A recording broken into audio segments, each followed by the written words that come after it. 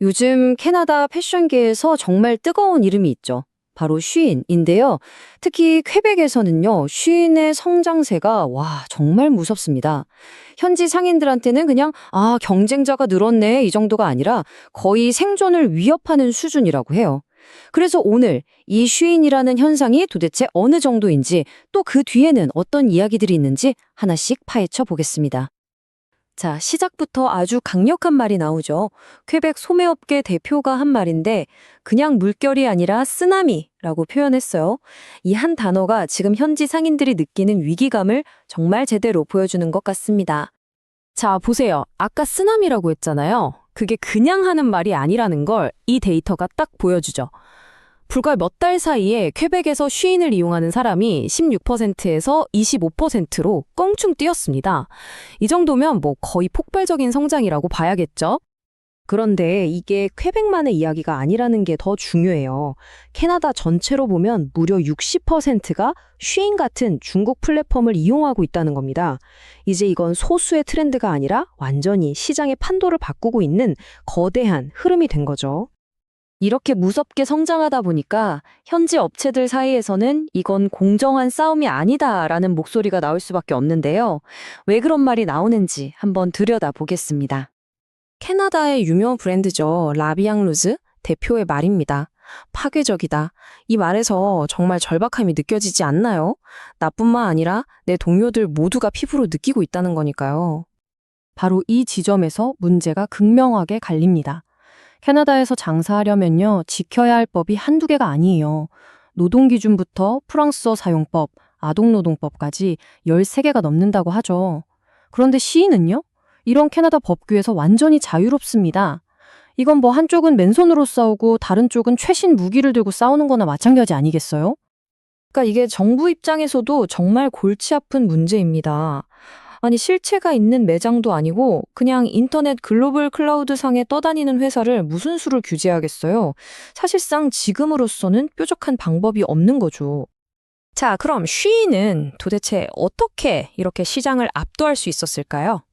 그 비밀은 우리가 생각하는 옷 공장에 있는 게 아니라 바로 코드 안에 있습니다.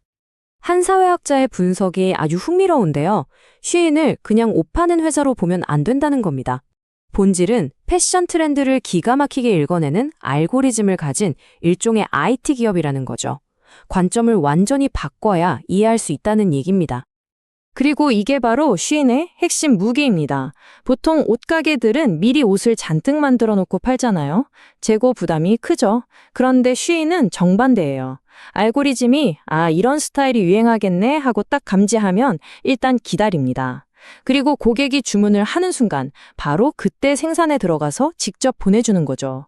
재고가 거의 없는 거예요. 이러니 가격과 속도에서 이길 수가 있겠어요?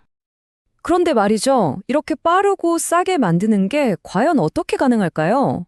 이제부터는 그 화려함 뒤에 가려진 어쩌면 우리가 외면하고 싶었을지도 모르는 그 인적 비용에 대한 이야기를 좀 해보겠습니다. 여러 보고서에서 나오는 노동자들의 현실은 참 암담합니다. 옷 한 벌 만들 때마다 돈을 받는 시기라 하루 종일 일해야 하고요. 정식 고용 계약도 없어요. 주문이 몰리면 아침 8시부터 밤 12시까지 일하고 심지어 공장에서 먹고 자는 경우도 있다고 합니다. 비인간적이라는 표현이 나올 정도니까요. 물론 중국에도 노동자를 보호하는 법이 왜 없겠어요.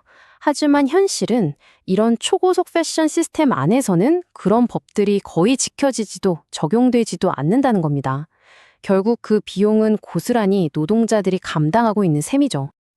이 모든 이야기의 끝은 결국 우리 소비자에게로 향합니다. 저렴하고 편리한데 과연 그냥 사도 괜찮을까? 이런 딜레마에 빠지게 되는 거죠. 쉬인을 사는 사람들의 이유는 아주 명확하고 솔직해요. 싸고 예쁜 게 많으니까요. 사실 이 매력을 뿌리치기가 쉽지 않죠. 특히 주머니 사정이 넉넉치 않은 젊은 층에게는요. 하지만 또 다른 한편에서는 이런 목소리도 분명히 커지고 있습니다. 나는 안 사요. 윤리적이지도 환경적이지도 않잖아요. 가격 너머의 가치를 생각하는 소비자들이 늘고 있다는 증거겠죠. 그래서 마지막으로 이 질문을 던지게 됩니다. 우리는 과연 무엇을 선택해야 할까요? 저렴한 가격? 아니면 윤리적인 가치?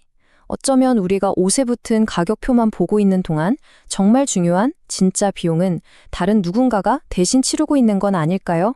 한 번쯤 깊이 생각해 볼 문제입니다.